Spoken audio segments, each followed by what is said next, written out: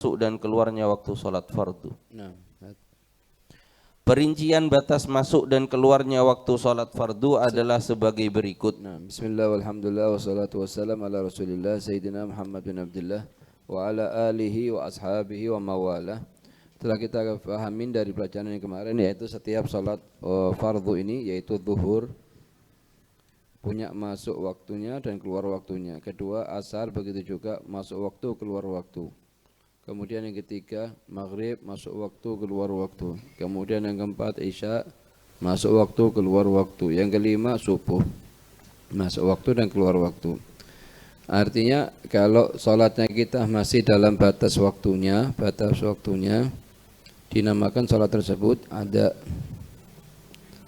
Kalau sudah di luar waktunya, artinya kita sholat di luar waktunya karena tidur dan lain-lain di luar waktu, maka dinamakan dengan qadha. Sekarang timbul masalah, apakah wajib bagi saya waktu sholat nyebutkan ada atau qadha? Katanya ulama, nyebutkan ada atau qadha waktu sholat hukumnya sunnah, tidak wajib. Karena misalnya kita sholat subuh, yang wajib ini 4, yang sunnah itu 4. Di lafadz niatnya yang wajib 4, yang sunnah 4. Kalau yang wajib yang pertama usolli, itu wajib.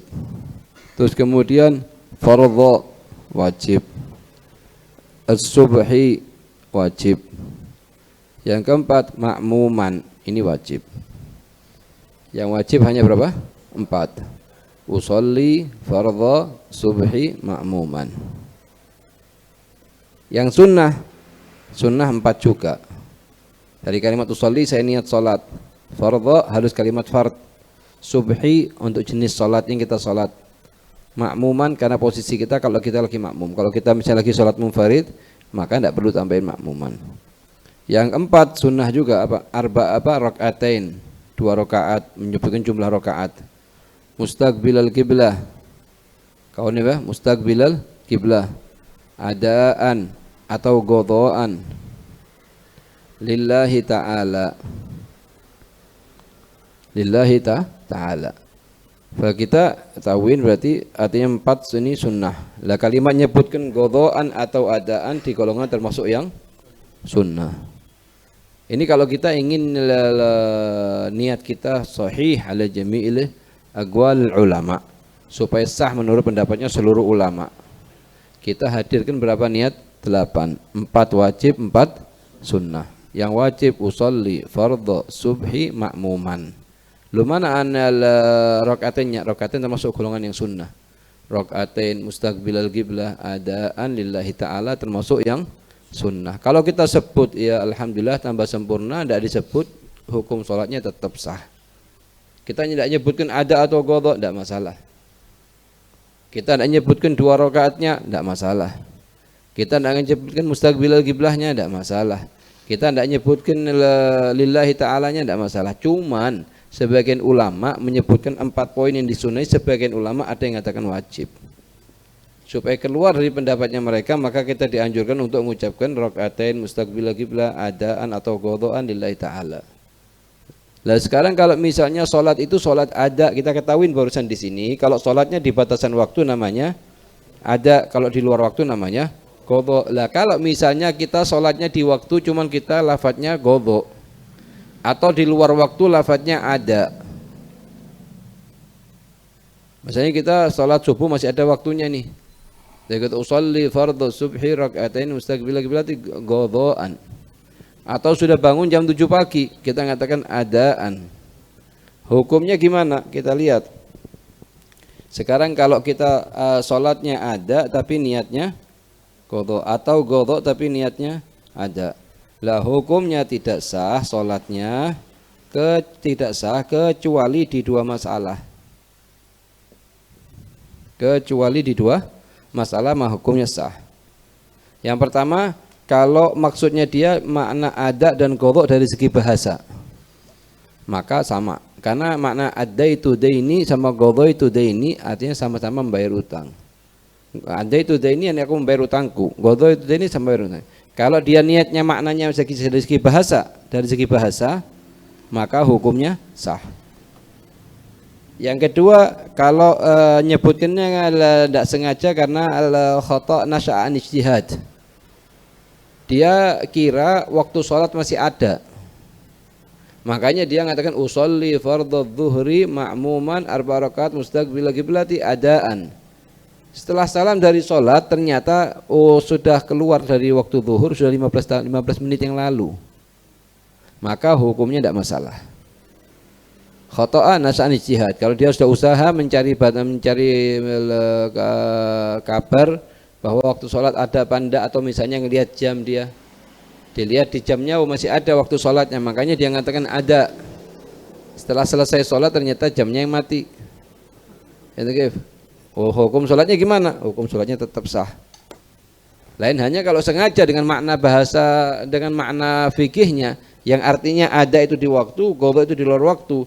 Dia tahu kalau sudah keluar waktu masih dikatakan ada, maka hukum sholatnya tidak sah. Ayo. 1. Sholat zuhur. Nah, Masuk waktunya dimulai dari tergelincirnya matahari. dari mulai tergelincir matahari sudah masuk waktu zuhur. Betul ya? Keluar waktunya jika muncul bayangan suatu benda yang ukurannya sama dengan benda aslinya. Jadi misalnya kita naruh sekarang tiang begini, nanti bayangannya akan sama ini, seukuran ini. Lah kalau sudah nyampe sini maka terakhir waktu zuhur. Atau di sebagian daerah tidak punya jam mereka, punya tiang ditaruh di tempat tengah-tengah tempat terbuka, waktu kan matahari kena sinar. Jadi supaya tahu, kalau sudah nyampe seukuran ini, satu keadaan ukuran dengan ini sama, itu namanya keluar waktu zuhur, masuk waktu asar. Kalau sudah dua, maka keluar waktu asar. Begitu ya? Contoh, benda tersebut 1 meter dan ukuran bayangannya adalah 1 meter juga dan dalam posisi tegak. 2. Sholat asar. Masuk waktunya dimulai apabila ukuran bayangan suatu benda lebih panjang dari benda aslinya. Misalnya telah mulai masuk sini nih, dari mulai masuk sini telah masuk waktu asar sampai ukurannya 2 kali lipatnya ini. Ayo. Keluar waktunya ketika matahari terbenam. 3. Sholat maghrib. Masuk waktunya dimulai dari terbenamnya matahari. Dari mulai terbenamnya matahari, meskipun sinar mega merahnya masih ada. Misalnya ini sudah tidak kelihatan, ini sudah masuk gini, cuman sinar merahnya masih ada, maka telah masuk waktu maghrib. Ayo. Keluar waktunya terbenamnya mega merah. 4. Sholat isya. Masuk waktunya dimulai dari terbenamnya mega merah. Keluar waktunya terbitnya fajar shadiq. Ada fajar, ada 2, ada fajar shadiq, ada fajar kadzib. Kalau fajar kadzib ini 1 jam sebelum fajar shadiq. Itu ya. Kadang tidak ada hubungan sama sekali dengan ahkam. Lain hanya kalau fajar shadiq. Fajar shadiq menunjukkan masuknya waktu subuh, menunjukkan dilarangnya makan bagi orang yang akan puasa. Berhubungan semuanya dengan fajar shadiq. Ya. 5. Salat subuh atau fajar. Masuk waktunya dimulai dari terbitnya fajar shadiq, keluar waktunya terbitnya matahari. Terbitnya matahari. Apakah setelah terbit matahari langsung masuk waktu isyraq dengan keluarnya salat subuh? Tidak. Tapi harus berlalu dulu sekitar 16 menit baru masuk waktu isyraq. Begitu ya. Faedah ketiga. Perbedaan antara salat ada dan qadha. 1. Salat ada adalah salat yang dilakukan dalam batas waktu yang telah ditentukan oleh syariat. 2.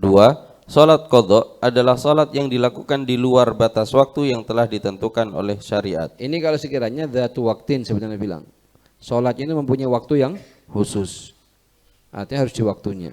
Tapi ada sebagian salat punya sebab, tidak punya waktu. Ya. Jika seseorang melakukan 1 rakaat salat fardu dalam batas waktunya dan sisa rakaatnya di luar waktunya, maka seluruh rakaat salat yang dilakukan dihukumi ada. Ada misalnya Z ini salat zuhur, di salat zuhur 4 rakaat. Rakaat pertama di waktunya. Begitu rakaat kedua, ketiga, keempat sudah ada nasar. Maka seluruh salat ini dihukumin ada. Yang penting nututin 1 rakaat di waktu dihukumin ada. Tapi menunda sholat tanpa ada udzur yang dibenarkan oleh syariat sehingga keluar bukan cuma 3 rakaat tapi yang keluar tasyahud terakhirnya keluar di waktunya, hukumnya haram. Ayo. Akan tetapi hukum menunda sholat fardu sampai sebagian dari rokaatnya dilakukan di luar waktunya adalah haram. Hal ini jika dilakukan tanpa adanya uzur yang dibenarkan oleh syariat. Iya, lain hanya kalau terdapat uzur, misalnya tidur dia, ketiduran. Bangun di mungkin 5 menit, 7 menit sebelum adzan asar, masih ke tempat wudu semua ini keluar dari kamar wudu sudah tinggal 2 menit. Salat 2 rakaat, 1 rakaat yang pertama sudah adzan asar. Rakaat kedua, ketiga, keempat sudah di luar di waktunya asar, maka hukumnya ada dan tidak dosa. Kalau tidurnya termasuk golongan tidur yang tidak dosa, dengan pengertian tidurnya dari maksud sebelum masuk waktu atau setelah masuk waktu dan dia sudah usaha untuk ngabarkan kepada beberapa orang bangunkan dia atau pakai jam dan lain-lain, tetapi qadarullah tidak bisa bangun. Ayo. Jika seseorang lain halnya kalau seseorang sudah tahu dia tidur setelah masuk waktu dalam keadaan yang sangat capek dan dia yakin dirinya dia paling sulit untuk bangun. Kalau dibangunin sulit untuk bangun, maka haram termasuk dosanya, termasuk ini dosa meskipun dia 1 rakaat ada di waktunya. Paham ya? Jika seseorang melakukan sebagian rokaat sholat fardu atau sunnah dalam batas waktunya dan sisa rokaatnya dikerjakan di luar waktunya, maka hukumnya adalah 1. Menurut pendapat yang kuat alal asah dalam madhab al-Imam Syafi'i radhiyallahu anhu, jika 1 rokaat dalam waktunya, maka seluruh rokaat sholat yang dilakukan dihukumi ada sebagaimana yang telah dijelaskan di atas. Yaitu menurut pendapat yang kuat, selama nututin 1 rokaat di waktu dinamakan semuanya ada. Itu menurut pendapat yang kuat. Sebagian ulama, selama ada sedikit dari sholat kita di luar waktu, maka semuanya dihukumi qadha. Betul ya? Ada pendapat yang ketiga, yang di waktu ini dinamakan ada, yang di luar waktu namanya qadha. Jadi satu jenis sholat sebagian ada dinamakan ada dan qadha. Paham ya? 2. Menurut pendapat sebagian ulama, jika sebagian sholat dalam waktunya, maka seluruh rokaat sholat yang dilakukan dihukumi ada meskipun kurang dari 1 rokaat. 3. Menurut pendapat sebagian ulama, seluruh rakaat sholat yang dilakukan dihukumi qadha. 4. Menurut pendapat Syekh Abu Hamid radhiyallahu anhu, seluruh rakaat sholat yang dilakukan di batas waktunya dihukumi ada dan yang di luar waktunya dihukumi qadha. Dalam kitab Mughnil Muhtaj dijelaskan, wa man waqa'a ba'du salatihi fil waqti wa ba'duha kharijahu fal asahhu annahu in waqa'a fil waqti rak'atun aw aktsar fal jami'u adaun. Ini semua dari segi tasmiyah, dari segi bahasa, dari segi kita menentukan hukum fikih apakah ada atau qadha. Cuman kalau dari segi dikatakan dia ini termasuk hamba yang menjaga ibadahnya, termasuk yang kurang perhatian kalau sampai dia sebagian sholatnya di luar waktu. Betul, karena dari mulai adzan zuhur jam 11 misalnya sampai adzan asar jam 2:30, kita punya 3 jam setengah. Atau 3 jam atau 2 jam setengah di sebagian keadaan dan lain-lain. Masih waktu banyak. Yang kita diminta oleh Allah dari kita hanya 5 menit. Paling lama 10 menit. Ini wudhu 5 menit, terus salat 5 menit. Betul, kalau kita tidak punya ihtimam fi amrus salah yang 5 menit atau 10 menit, sedangkan Allah sudah ngasih istilahnya kewajibannya kita ini muwassa. Muwassa artinya tidak harus begitu adzan langsung salat, tidak harus. Cuma yang lebih utama kalau begitu adzan langsung salat, karena salat fi awal waqti ridwanullah. Ayo. Li khabaris sahihain. Man adraka rak'atan minas salati faqad adrakas salah. Disebutkan dalam seperti Bukhari dan Muslim, dia bilang orang siapa yang nututin 1 rakaat di waktunya, maka dia termasuk orang yang salatnya ada. Ayo. Ay muaddatan. Wa illa bi an waqa'a fihi aqallu min rak'atin faqadha'un. Intaha Mughnil Muhtaj. Teka-teki masalah fikih. Bagaimana gambaran masalah berikut ini? Rajulun ahrama bi salatil asri qadha'an aliman bi fawatil waqti fawaqa'at adaan wa yajibu i'adatul maghribi liman kana fa'alaha. Artinya seorang laki-laki salat asar pada waktu maghrib, akan tetapi sholatnya dihukumi ada dan wajib baginya untuk mengulang sholat maghrib yang telah dilakukan. Nah, ini jarang nadir, ini jalangka, ini teka-teki dalam masalah ilmu fikih. Dia bilang bagaimana gambarannya seseorang sholat asar di waktu maghrib, berarti artinya mau tidak mau harus qadha. Cuman dia dihukumin sholatnya ada, dan seluruh orang yang sholat maghrib di waktu itu yang mestinya zahirnya ada, itu harus ngulang sholatnya. Dan ini masalah langka ini. Ya? Jawab. yaitu jika ia sholat asar setelah terbenamnya matahari, kemudian sholat maghrib, dan setelah sholat maghrib mataharinya kembali terbit, maka sholat asarnya menjadi ada dan wajib baginya untuk mengulang sholat maghrib. Pernah terjadi di Sayyidina Ali bin Abi Thalib. Waktu itu beliau di sebagian riwayat banyak, sebagian riwayat Sayyidina Ali bin Abi Thalib Rasulullah waktu itu tidur di pahanya beliau, di pahanya Sayyidina Ali, sehingga Sayyidina Ali di satu sisi tidak ingin bangun Rasulullah, di sisi yang lain dia kepikiran sama sholat asarnya dia. Maka setelah adzan masuk waktu maghrib, Sayyidina Ali ngabarkan kepada Rasulullah atas hal yang terjadi. Maka Rasulullah SAW minta kepada Allah Subhanahu Wa Taala untuk dikembalikan lagi salat, untuk dikembalikan lagi mataharinya agar Sayyidina Ali bin Abi Thalib salat di waktu asarnya. Ya, sebagian riwayat ya. Faedah keempat, mengqadha salat. Ya. 1. Disunnahkan untuk menyegerakan mengqadha salat yang telah ditinggalkannya. Nah, sekarang kalau misalnya satu orang tidak sempat salat di waktunya, berarti kan dia punya kewajiban untuk mengqadha. Lah mengqadhanya ini harus segera dikerjakan atau bisa ditunda? Artinya alal fur am al tarahi. Kita lihat kalau sebabnya dia meninggalkan sholat karena perkara-perkara dibenarkan oleh syariat, misalnya apa sekarang, tertidur atau karena lupa, semuanya memenuhi syarat, ini memenuhi syarat, ini memenuhi syarat, maka qadhanya alat tarahi, artinya boleh ditunda. Oh misalnya satu orang ketinggalan subuh, mau diqadha nanti setelah maghrib boleh.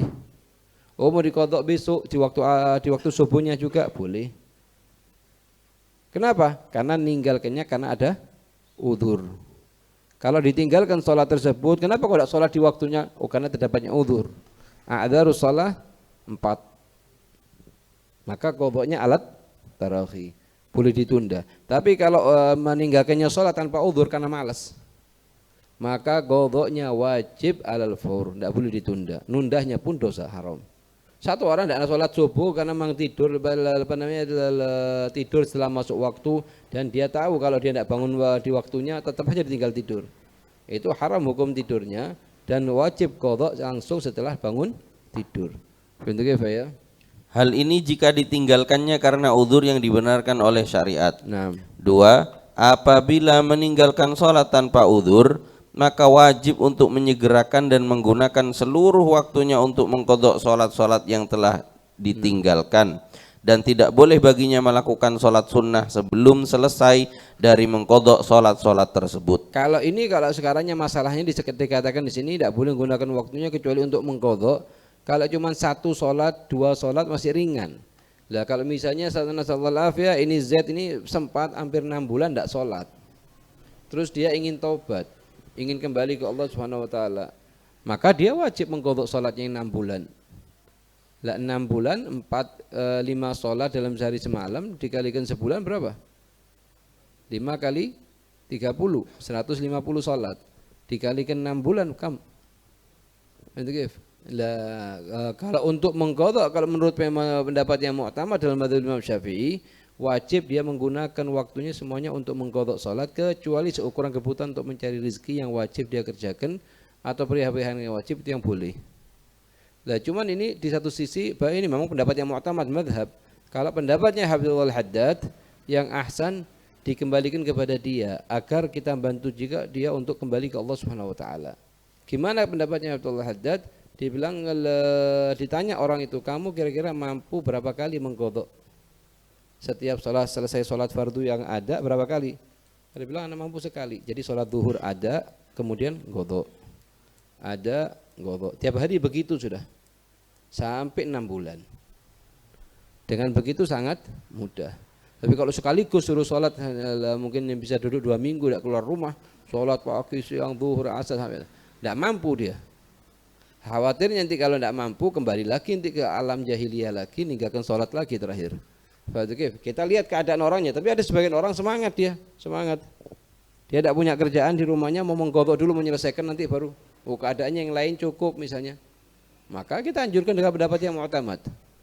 Kalau seandainya tidak mampu baru pakai pendapat yang kedua. Ayo. Hal ini menurut pendapat yang kuat dalam mazhab Imam Syafi'i radhiyallahu anhu. 3. Menurut sebagian ulama, Iraqiyun dari negara Irak, sunnah untuk menyegerakan qadha salat yang belum dilakukannya tanpa uzur, sebagaimana jika ditinggalkannya karena uzur yang dibenarkan oleh syariat. Ada pendapat meskipun meninggalkannya tanpa uzur masih alat tarahi. Meskipun meninggalkannya tanpa uzur masih qadhanya kapanpun juga boleh. Tapi pendapat yang utama yang kita pakai yaitu apa? Kalau meninggalkan sholat tersebut dikarenakan ada uzur, maka qadhanya alat tarahi. Kalau meninggalkannya karena tanpa uzur, maka qadhanya alal fur. Wajib untuk segera diqadha. Bahkan kita sangat dianjurkan, misalnya satu orang dari mulai dia balik, dari mulai dia sekarang ini, orang ini punya 3 waktu. Waktu yang pertama dia dari mulai lahir sampai umur 7 tahun. Kemudian dari umur 7 sampai dia balik. Namanya mumayyiz, dari mulai balik sampai meninggal. Katanya ulama kalau misalnya di waktu sini dia wajib untuk mengqadha kalau seandainya ketinggalan sholat. Kalau seandainya sholat di waktunya ya sudah alhamdulillah. Lah untuk yang di posisi sini sekarang antara sini tamyiz sampai dia balik. Ini katanya ulama sunnah untuk diqadha, tidak wajib. Itu mumayyiz umur berapa? 7 tahun. Terus waktu baliknya waktu itu umur 14 anak balik. Ya berarti diqadha selama 7 tahun. Sunnah tidak wajib. Bahkan disebutkan dalam kitab Busyra Karim, kita dianjurkan juga untuk mengqadha dari mulai lahir sampai mumayyiz. Jadi intinya ya qadha di sunnah sangat dianjurkan, apalagi kita dikasih kesempatan misalnya datang ke Haramain di Mekah 100.000, di Madinah 1.000. Nah itu kalau digunakan untuk mengqadha, saya tidak punya qadha ya Habib. Ya tidak punya qadha yang di sini, tapi yang di sini. Betul. Kalaupun tidak, anak dari mulai mumayyiz sudah dijaga, menjaga sholat terus sampai ke balik sini. Kalau sini mustahil anak bilang anak dari mulai lahir anak sholat. Begitu ya? Dalam kitab Mughnil Muhtaj dijelaskan, wa yubadiru bil faiti nadban in fatahu bi udhrin kanaumin wa nisyanin wa wujuban in fatahu bi ghairi udhrin alal asahi fihima ta'jilan li bara'ati dhimmatihi wa qila al-mubadaratu mustahabbatun fihima wa huwa al-asahu 'inda al-iraqiyyin wa qila wajibatun fihima, intaha Mughnil Muhtaj. Ada pendapat yang mengatakan qadha itu alal fur meskipun dengan uzur atau tanpa uzur. Yang intinya kita adakan perhatian yang sangat lebih. Misalnya satu orang bangunnya terlambat subuhnya. Pas giliran sudah anaknya mau berangkat sekolah. Ini ujian ini bagi kita ini. Mau dulukan sekolahnya apa sholatnya? Kalau Bas Jureid mengatakan ummi am sholati. Kalau zaman sekarang ini sholati am madrasati. Lah ini yang perlu kita perhatikan di sini. Sebab mustahil anak tersebut bisa mendapat ilmu yang barokah, dapat di madrasahnya dia, di sekolahnya dia. Kalau dari mulai pembukaan harinya sudah tidak sholat subuh.